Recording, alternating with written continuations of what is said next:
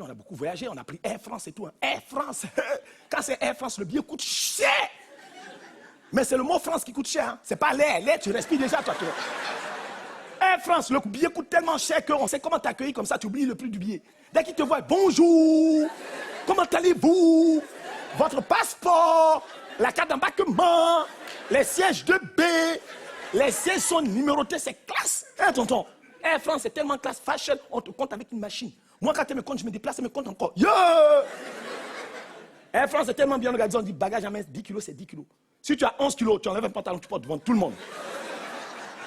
Ça n'a rien à voir avec les compagnies qui vont en Côte d'Ivoire, au Brésil, en Asie, en Chine. Ils nous mettent n'importe quoi, on est obligé de partir. J'ai pris Air Ivoire, justement.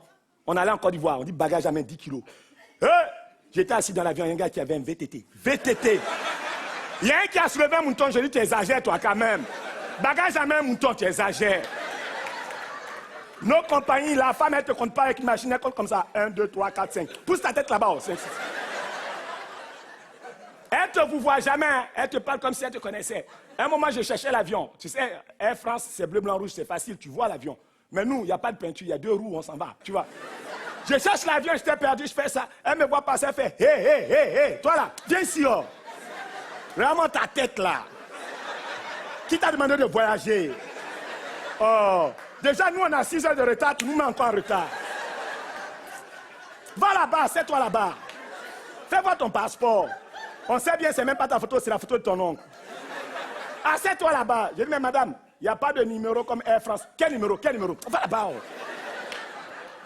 Quand tu prends Air France, le commandant de bord dit son nom. Au cas où il y a un problème, tu peux porter plainte contre lui. Tu as entendu son nom? Nos compagnons demandent au pilote, dit ton nom, dit, je ne dis pas mon nom. Il dit, Jésus vous accompagne. Ah! Oui, ils ont écrit sur la porte, Jésus vous accompagne. Jésus, il sait où on va aussi. On prend l'avion, on devait faire escale à Marseille pour prendre l'essence. C'est normal, c'est naturel. Hey! Le pilote vient nous voir, mesdames, mesdemoiselles, messieurs, bonsoir, excusez-moi de vous déranger. Je sais qu'on doit prendre l'essence à Marseille, mais l'essence coûte trop cher à Marseille, je n'ai pas assez. On va aller jusqu'en Algérie. Je connais une station là-bas, c'est moins cher là-bas. On va en Algérie. L'Afrique, il n'y a pas le Maghreb d'un côté, l'Afrique noire de l'autre côté. C'est le même bordel, c'est notre Afrique, on adore ça comme ça. En France, quand l'avion atterrit, il y a un gars qui guide l'avion. Je ne sais même pas pourquoi il guide l'avion. Pourquoi? Le pilote, il ne voit pas ou quoi? Ce gars qui guide l'avion, il est tout petit comme ça, mais c'est lui qui... C'est un métier. Il allait à l'école pour ça, on passe des diplômes. Il ne fait pas n'importe quoi. Mes frères africains, quand on copie bien. Ce gars qui guide l'avion, il a un casque. Mais un casque, il reçoit des informations par satellite. C'est technique. Il ne fait pas n'importe quoi. Ce gars qui guide l'avion, chaque mouvement qu'il fait, c'est des codes. Un vrai pilote qui a 3000 heures de vol, pas vol à Carrefour, vrai vol, doit savoir interpréter les mouvements.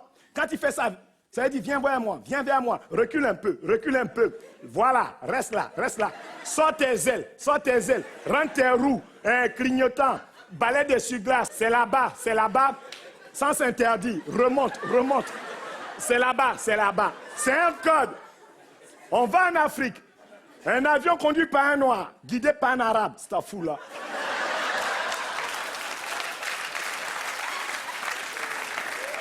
Quand l'avion atterrit, j'ai vu la tête du pilote qui conduisait.